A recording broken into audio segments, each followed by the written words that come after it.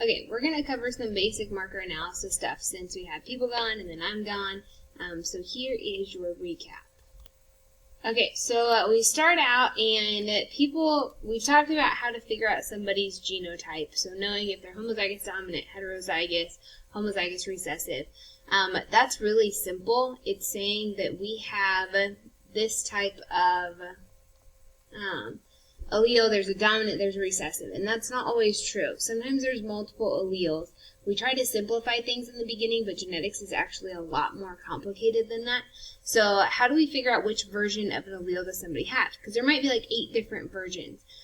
We could sequence the copies of their genes, which is what we talked about before with genetic sequencing. It's way complicated.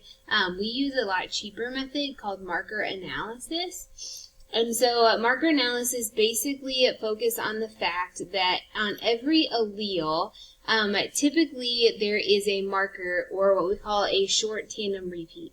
It is a sequence of certain nucleotides that's repeated over and over and over again. So, but the cool thing about markers is they match up to a certain allele. So like for this one right here, allele 1 has three repeats of the AG, and that's associated with allele 1. Allele 2 has a lot more than 3. I don't want to count on those. And then allele 3 has a medium amount. So those short tandem repeats are associated with that certain allele. So we're going to use that to our advantage. So the way we analyze it is that we use restriction enzymes to cut the DNA, but the cut has to be on the outside of our certain allele, that nucleotide that's different. That's the single nucleotide polymorphism, and it's right next to that short tandem repeat, which is that repeat right next to it. So each fragment length is going to be different because it includes that nucleotide that is the differentiating between allele 1, 2, or 3, and it includes that short tandem repeat. And then we put it into a gel and we look at the results. And we can see that the one that had the shortest repeat is going to be the smallest fragment, so it doesn't travel. The one that has the shortest fragment is going to travel the furthest, whereas the one that has the biggest fragment is going to get stuck in the gel. So that's why we look at results. And really the main thing you need to know is that certain alleles are associated with certain certain alleles are associated with certain STRs or short tandem repeats, and then we look at the gel and we can analyze which repeat it is. So to use this, we are actually going to go to our breast cancer assignment. So if you're in this assignment, you should have all of this done already. Okay, and the key, notice this is in red. It's because it's important. So you're going to go through, read through this. It kind of repeats STRs, etc. Here's our pedigree of the people we're talking about. So we know Bill, Laura, and Jennifer all have breast cancer, but now we need to know if Judy and Diana carry the allele for breast cancer, because the more you know, the better choices you can make to prevent yourself from getting breast cancer. So we're going to do what's called a standard curve plot. It's basically analyzing a gel, but we're going to do it to figure out what alleles you have. So this is the gel that we need. So if you go to the LMS, you have the gel picture, the marker analysis gel picture, if you download it. Okay, then you have to be on a school computer for this. So I'm sorry if you're not logged in on one, you need to log in on one. You need to open up Logger Pro. And we are going to go to Analyze. Nope, I lied. We're going to go to Insert, Gel Analysis, from File. And we're going to go to Downloads, because we just downloaded that gel picture. So here's our marker analysis gel picture in your downloads. So right here, I have my gel, and we're going to analyze this gel. So we have our DNA markers. So this first one right here is going to set the origin, and it brings up these little crosshairs. You want the crosshairs to be right on the edge of the DNA marker right there. So we have our origin. Now we're going to set our standard ladder. So for the standard ladder, you're going to take the crosshairs, the horizontal crosshair should be at the bottom of each band. You're going to want to get it as close as possible. The closer you are, the more accurate your results. So you're going to click right here, and it's going to pop up a box. And I'm going to tell you what size each of the base pairs are. Okay, so we get these numbers from the lab. they would say for this DNA marker that you got in your experiment, this is like a gel that we would do in class, the first band is 1,353 nucleotides big. So that's the first one. Then we're going to set our second one. So we click here, and the second one is 1,078 nucleotides. The third one, remember you're clicking at the bottom of each one, is 872. The fourth one is 693. The fifth one is 310. Sixth one is 288. Then the seventh one is 234. And the last one is 194. So you should have each of the base pairs right here. So if you want to go back and make sure yours are right. And then your distances might be slightly off than mine. And that's okay because you probably put your dot in just a slightly different location, and that's fine. So that's our standard ladder. Now we're going to go up here and we're going to add a lane. So this is lane 2. And you have to click on the bottom here. So I just clicked my orange dot there. So that's the distance. It tells me that one is about 700 base pairs in length. And this one is 506 base pairs. So that's Diana. Then Jennifer, I'm going to go click here again, add a lane. And we're going to click for Jennifer and Jennifer again. And then add a lane. We're doing Laura. And Laura, and then we're going to add a lane, and we're doing Judy and Judy. And my negative control will always be empty because that means there was no DNA there, so there should be no bands.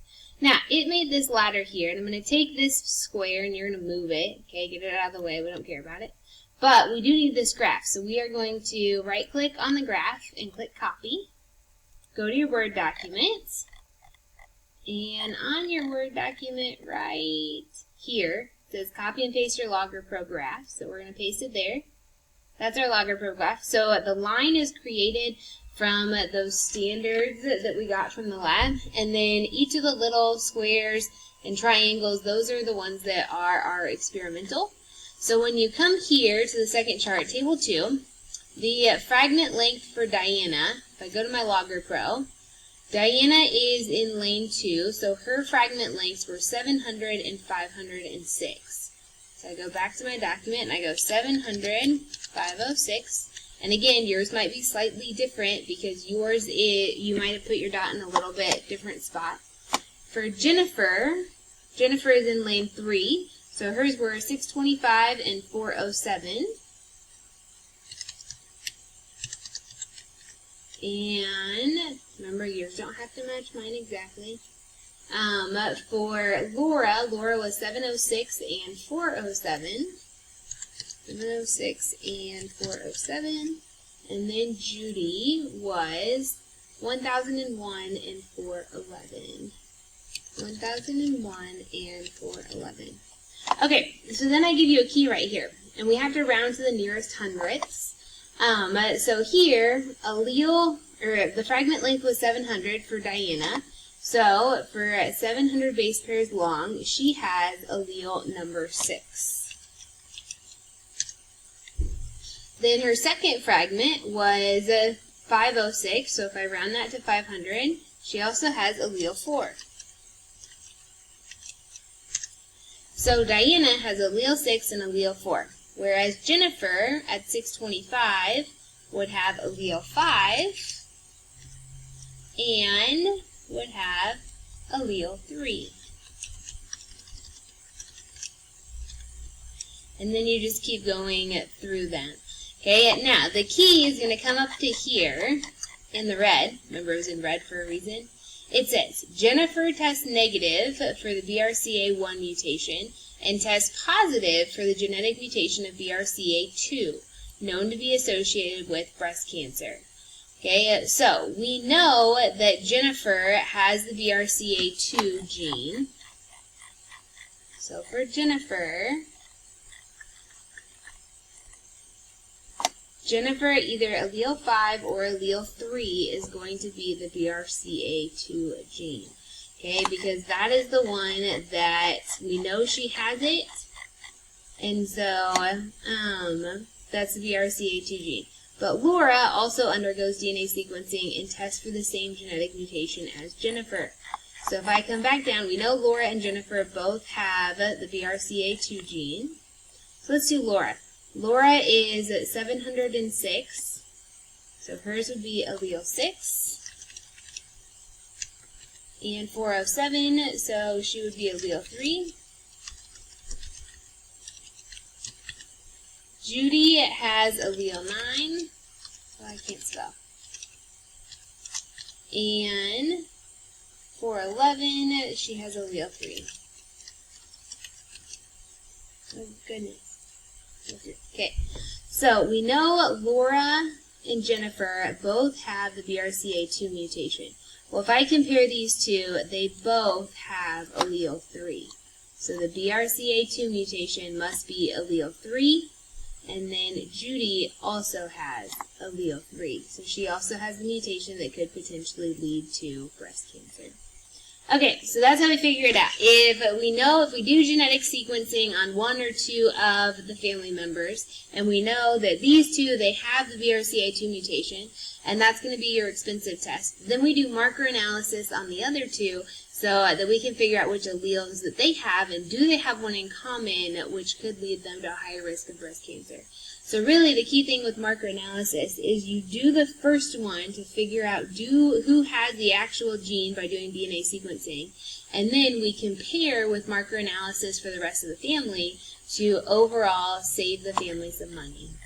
And then you can keep going, and that is your key on marker analysis. We'll talk more about it on Wednesday. I will